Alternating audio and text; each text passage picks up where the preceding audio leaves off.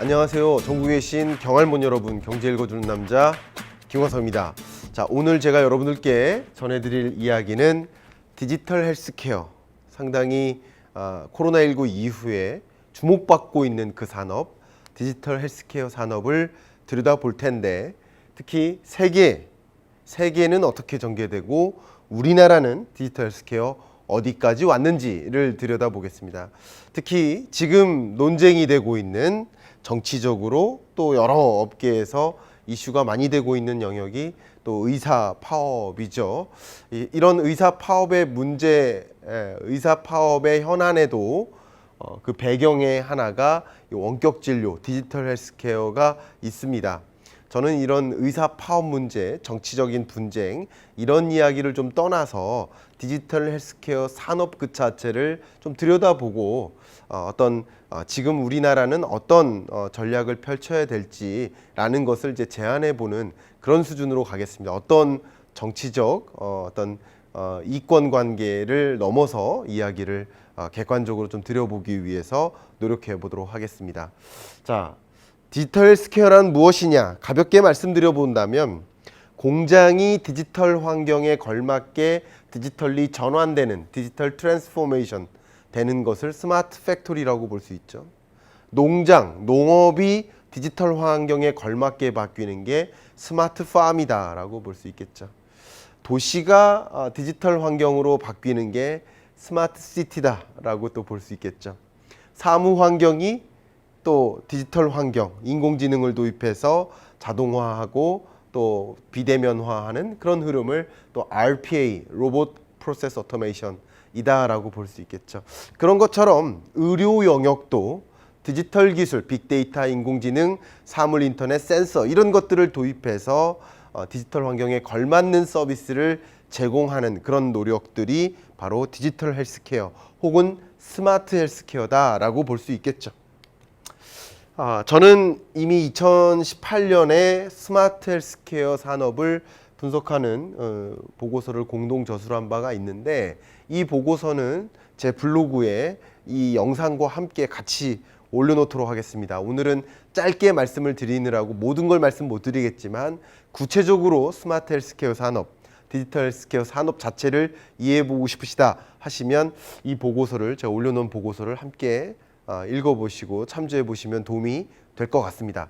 디지털 헬스케어 산업은 꾸준히 부상하고 있습니다. 또 정부는 디지털 헬스케어 산업에 어떤 걸림돌이 되고 있는 규제가 있었는데, 규제를 막기 위해서도 여러 가지 노력을 해왔죠. 규제 샌드박스나 뭐 데이터 3법 완화라든가, 그리고 규제 자유특구를 지정하기도 했죠. 2019년 7월부로 규제 자유특구를 지정해서 특히 강원도 지역을 디지털 헬스케어 특화 지역으로 선정해서 규제 없이 자유롭게 디지털 헬스케어 시범을 해봐라 하면서 지금 6가지 정도의 디지털 헬스케어 관련 시범 사업이 추진되고 있습니다. 지금 1년 정도가 경과된 상황입니다. 그러나 어쨌든 의료계의 반발로 이런 디지털 헬스케어 산업을 육성하기가 굉장히 어려운 상황이 되어가고 있습니다.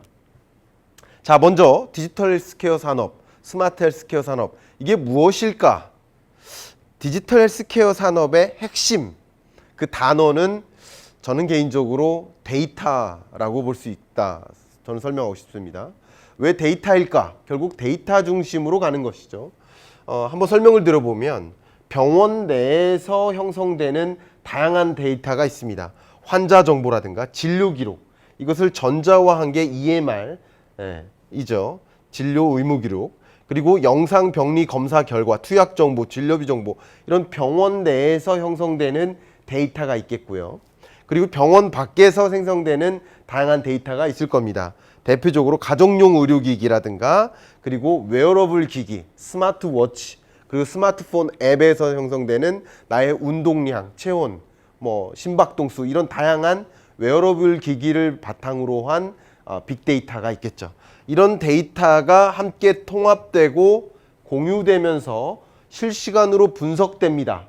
분석된 데이터, 대표적인 예가 나이키죠. 나이키 운동화 깔창을 이용해서 축적되는 여러 바이오 빅데이터, 운동량, 심박동수, 체온 이런 다양한 바이오 빅데이터가 실시간으로 분석돼서 필요시에는 의료진에게, 환자 개인에게, 가족에게 갑니다. 어떻게 가느냐? 의료진이 진단이라는 의사결정을 하는데 데이터가 활용되는 거고요. 그리고 치료 효과를 예측하는 모델링이라든가 치료 계획을 수립하기도 하고 원무관리, 의료 자원관리도 합니다. 환자는요. 환자는 실시간으로 질병을 모니터링할 수 있고요. 또 관리할 수 있고 라이프 스타일을 분석할 수 있어요. 근데 지난달에는 뭐 운동을 많이 안 했네? 이번 달에는 운동을 더 많이 해야겠네? 이런 식으로 실시간으로 나의 운동 관리도 할 수 있습니다. 헬스케어라는 거죠. 의료가 아니라 헬스케어로의 전환이라는 겁니다. 그리고 보험사는 환자군 분류를 한다거나 위험도를 측정한다거나 또 적정한 보험료를 산출하는데 활용될 수 있다. 이렇게 데이터가 중심이 돼서 그 데이터를 실시간으로 여러 섹터에서 축적하고 축적된 빅데이터를 분석해서 활용하는 것이 헬스케어, 디지털 헬스케어 산업이다. 이렇게 볼 수 있겠네요. 그런데 지금 어떤 변화의 소용돌이 속에 있냐면 PwC에서 이런 보고서를 냈습니다. 과거의 정보는 페이퍼 베이스, 그러니까 모든 진료 기록이 이 종이로 남아 있었던 거죠. 그것을 전자화했죠. 그러나 이것은 그냥 이 종이 페이퍼 베이스로 작성됐던 정보를 고스란히 전자화했을 뿐이지 이것을 활용하고 빅데이터를 특히 이 전자화된 의료 기록이 다른 데이터와 만날 리가 없었던 거예요.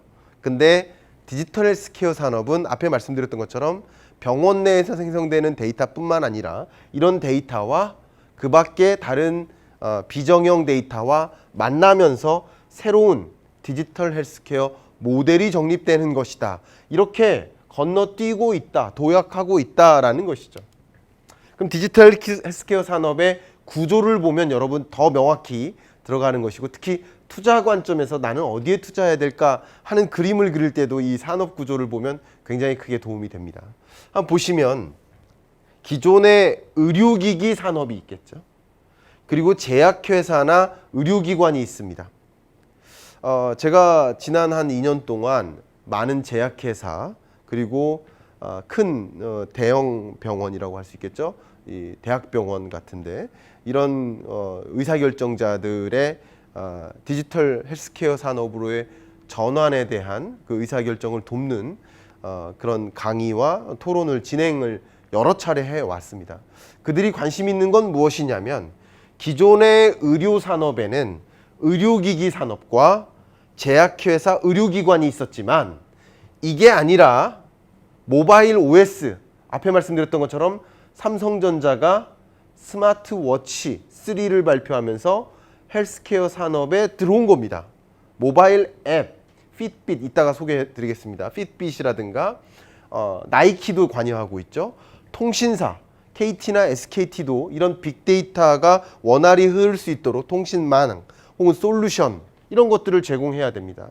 스마트 홈에서도 다양한 비정형 데이터가 함께 만날 수 있도록 해야 되겠죠. 통신사가 관여하는 것.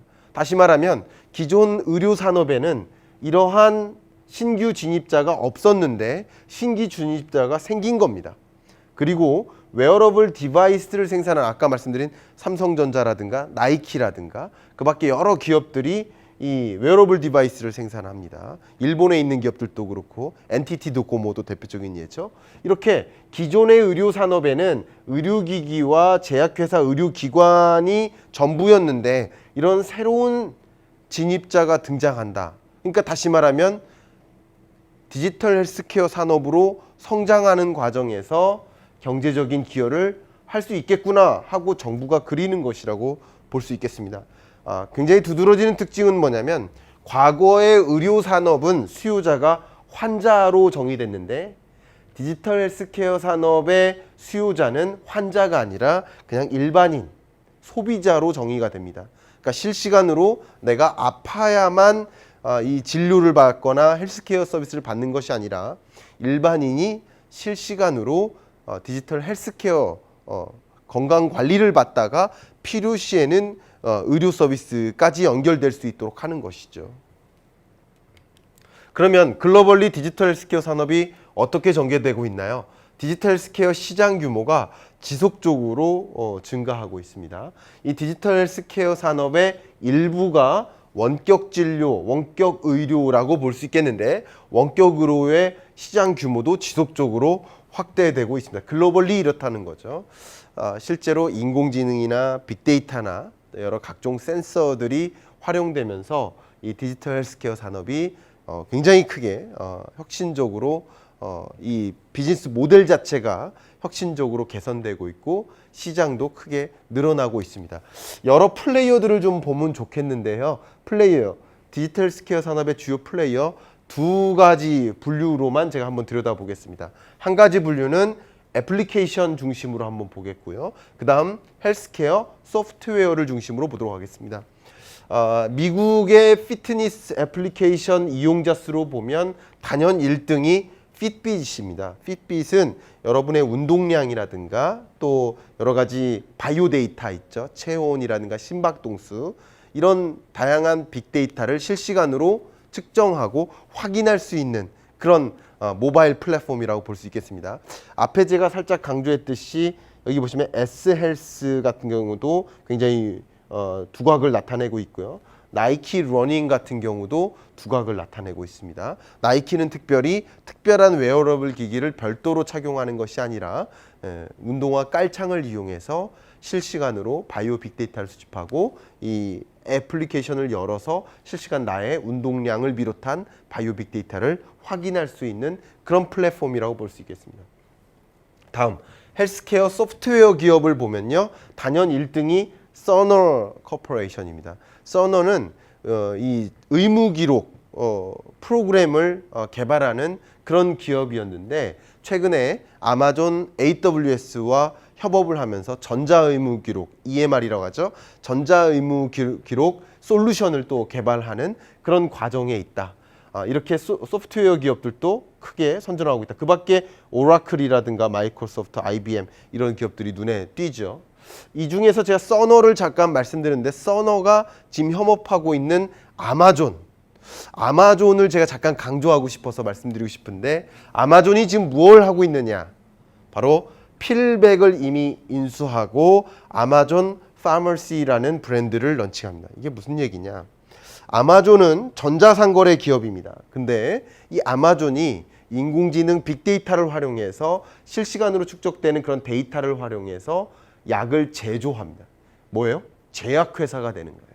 또 제조된 약을 실시간으로 소비자에게 전달하는 약을 판매하는 전자약국이기도 합니다. 지금 그렇게 성장하는 것이 이 필팩의 모습입니다. 어떻게 이 필팩이 실제 활용되는지 살짝 제가 설명을 해보겠습니다. 고객이 온라인으로 회원 가입을 합니다.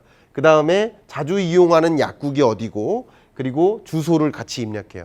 약국과 주소, 집 근처에 있는 약국과 주소를 같이 입력합니다. 그러면 필팩이 해당 약국으로부터 처방전을 양도받아요. 처방전을 양도받고 그 필팩 소속의 300명의 의사가 처방전에 따라서 1회분씩 이런 약을 포장합니다. 그리고 2주분에 해당하는 약을 이게 박스인데요. 박스에 담아서 고객의 집으로 정기 배송해 줍니다. 그러면 이 소비자는 이거를 하나씩 뜯어서 약을 먹으면 돼요. 여기 보면 아침 8시에 토요일 날 아침 8시에 먹을 약이야. 우리가 약을 먹다 보면 언제 먹어야 되고 어느 때 무엇을 먹어야 되는지 헷갈릴 수가 있는데 그런 것들도 방지하는 그런 이런 솔루션이 다 담겨 있다고 볼 수 있죠. 특히 여기서 멈추는 게 아니라 24시간 전화나 또 온라인 채팅으로 고객들이 질문에 또 여러 가지 답변을 해주고도 있습니다. 이게 말 그대로 미래형 약국이다. 미래형 제약회사다.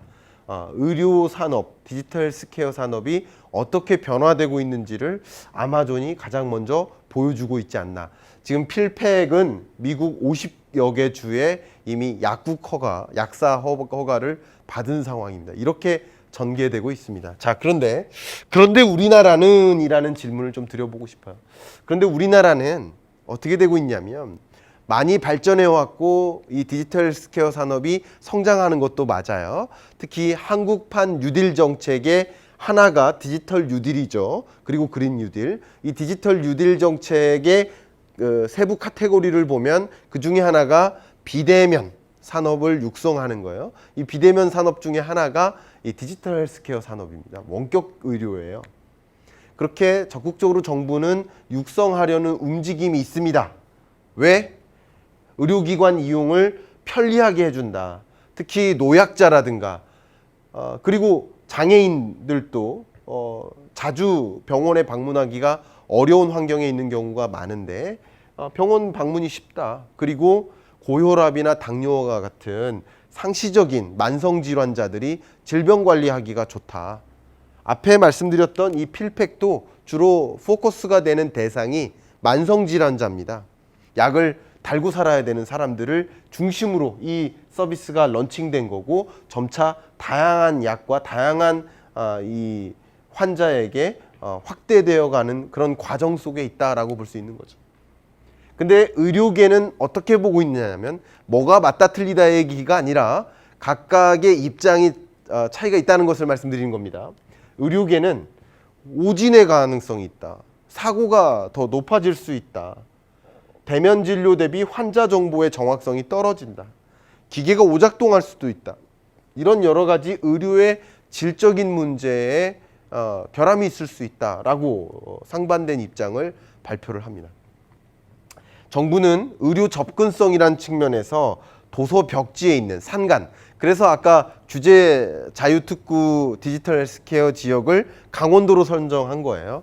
도서 벽지 등 의료 소외계층에게 의료 서비스를 제공할 필요가 있다. 섬에 거주하는 서민들도 의료 서비스로부터 소외받으면 안 된다라는 얘기를 하는 거죠. 그렇기 때문에 원격 진료나 디지털 헬스케어라는 것이 자리 잡아야 된다라는 것을 얘기하는 것이죠. 그런데 의료 접근성 면에서 우리나라는 OECD 회원국 중에서 3위다. 의사가 굉장히 많다. 그것도 사실입니다. 우리나라는 정말 많은 의사를 보유하고 있죠. 그리고 정보관리 면에서 개인정보 노출 우려가 있다는 것을 지적하고요. 그러나 원격 의료 분야 개인정보 보호 가이드라인을 마련했기 때문에 개인정보 보호에 문제가 없다. 정부의 어떤 상반된 입장입니다. 경제 효과는 어떨까? 영리병원이나 의료 민영화를 위한 발판을 마련한다. 뭐 이렇게 표현을 하고 있지만 정부는 제가 아까 말씀드렸던 것처럼 디지털 헬스케어 산업에는 OS 기업, 또 통신사, 웨어러블 기기 여러 산업들이 같이 맞물려서 산업이 더 커질 수 있다. 경제적인 기여가 굉장히 커진다. 우리나라의 삼성전자는 삼성헬스라는 브랜드를 런칭했습니다. 삼성 헬스 모니터라는 그 애플리케이션을 열면 실시간으로 나의 운동량이나 뭐 그 밖에 나의 액티비티 영역 그리고 심전, 심박동수 뭐 이런 다양한 바이오 빅데이터를 실시간으로 확인할 수 있습니다. 특히 스마트워치 3를 발표하면서 더 이 스마트 헬스케어 영역을 더 집중 공략하고 있는 모습입니다. 그렇게 하고 있는데 다만 나의 건강 정보나 이런 것들을 확인할 수만 있지 이것을 원격 진료나 의료기관과의 협업을 통해서 데이터가 분석되고 활용되지는 않고 있는 상황입니다. 그런데 이미 24시간 실시간으로 의사와 협업하고 의사로부터 다양한 의료 서비스, 상담 이런 것들을 받을 수 있도록 미국이나 인도, 영국 이런 여러 나라를 통해서 이 서비스를 확대해 나가고 있습니다. 다시 말하면 우리나라는 안 되기 때문에 이런 서비스가 가능해졌는데 기술적으로는 가능해졌는데 우리나라에서는 이 의료 헬스케어 산업 내에서 그냥 단편적인 정보만 제공하고 말 그대로 헬스케어 산업의 리더 역할로서 성장할 수 없는 환경하에 있지만 영국이나 인도나 뭐 미국이나 이런 여러 나라들을 중심으로 해서는 이 삼성전자의 이 스마트 헬스케어 산업을 더 확대해 나가는 그런 모습들은 역력히 보여집니다. 이런 모습들을 보면 우리는 어디에 있어야 되는가, 어떻게 해야 되는가 하는 그런 생각을 해 봅니다. 마무리를 하겠습니다. 제가 한 2년 전인가에도 이 모빌리티 산업을 놓고 이런 얘기를 한 적이 있어요. 디지털 트랜스포메이션은 거스를 수 없는 영역이다. 그러면 지금 일어나는 현상들은 뭐냐면 정부는 적극적으로 규제를 완화해 나가고 있죠. 규제 샌드박스나 규제 자유특구를 확대하는 이런 이슈들도 그렇고 데이터 3법 완화라든가 여러 가지 관점에서 규제를 적극적으로 완화해 나가고 있습니다. 물론 기업들이 체감할 만큼은 아닙니다. 이렇게 완화해 나가는 과정에서 규제와의 전쟁은 이제 끝나가는데 지금 또 다른 전쟁이 있다면 기존 산업과의 전쟁이다. 그래서 스마트 모빌리티 플랫폼들이 등장하면 기존 산업, 택시 업계와의 갈등으로 이 스마트 모빌리티 플랫폼이 성장할 수 없게 되고요. 그리고 이런 디지털 스퀘어 산업이 성장하려면 또 규제는 완화하고 촉진하려고 하고 있는데 지원하려고 하고 있는데 기존 산업이 또 반발해서 잘 안 되고 있는 모습이지 않나 하는 그런 안타까움이 있습니다. 물론 의료계의 입장도 제가 충분히 이해가 갑니다만 지금 고민해야 될 게 무엇일까? 저는 여기에 비유를 하건대 여러분 쓰레기 처리장 필요합니까? 라고 질문 드려볼게요. 필요하시죠? 쓰레기 처리장이 필요 없습니까? 필요하죠. 우리나라에 분명히 필요합니다. 그러나 그 쓰레기 처리장을 우리 집 앞에 놓는 것은 동의하십니까? 그건 동의하지 않는 것이죠. 그럼 우리는 무엇을 해야 되는가? 쓰레기 처리장은 필요한 겁니다. 그러니까 도입을 해야 되죠. 도입할지 말지를 망설이면 안 되죠. 다만 쓰레기 처리장을 도입할 때 피해가 가는 누군가가 있을 것 아닙니까? 그런 계층에게 쓰레기 처리장을 도입함에 따라 얻게 되는 효용을 공유해 줄 수 있는 그런 시스템을 정립하는 것이 필요한 지금이 아닌가 그런 생각을 해봅니다. 마찬가지입니다. 스마트 모빌리티 플랫폼, 디지털 스퀘어 우린 가야 합니다. 가야 하는 산업입니다. 그러나 그런 산업이 융성되는 과정에서 피해가 가는 기존 산업에게 어떻게 이 얻게 될 효용을 정확하게 더 그 이상으로 공유해 줄 수 있도록 할까를 논의하는 것, 그걸 고민하는 것이 지금의 우리의 고민이 되어야 되지 않을까 하는 생각을 해봅니다. 마치 디지털 카메라로 전환될 때 사진 현상소 다 문 닫잖아요. 그럼 사진 현상소 문 닫을까 봐 디지털 카메라로의 전환을 막을 거냐 이 얘기인 거죠. 물론 지금은 시기적으로 그렇지 않다는 생각도 합니다. 이거는 중장기적인 정책이고 우리의 과제입니다. 중장기적인 기업들의 숙제입니다. 그러나 지금은 코로나19 전시 상황이죠. 그렇기 때문에 지금 의료계가 파업하진 않았으면 좋겠고 또 정부도 지금 의료계와 대치되지 않았으면 좋겠습니다. 지금은 어쨌든 이런 전시 상황이니만큼 같이 힘을 맞대서 함께 이겨내야 될 것 같고 중장기적으로 어떻게 정책적인 의사결정을 해 나갈지 산업 정책을 꾸려 나가야 될지를 고민해 나가는 것은 어떨까? 이런 중장기적인 대책, 뭐 의사 입학생 정원을 뭐 늘린다든가 이런 일들은 중장기적인 대책입니다. 디지털 스퀘어도 마찬가지예요. 근데 지금 시급한 전시 상황에 이런 상황에 논의할 만한 과제는 또 아니지 않나. 그러니까 정부의 입장도 이해가 가고 의료계의 입장도 이해가 가지만 지금의 논의는 코로나19를 정상화하는 데 초점을 두고 중장기적인 정책은 추후에 여러 논의와 타협을 통해서 완만하게 진행해 나가야 되지 않을까 하는 생각을 여러분께 전해드리면서 이번 주 경제 읽어주는 남자 마무리하겠습니다. 감사합니다.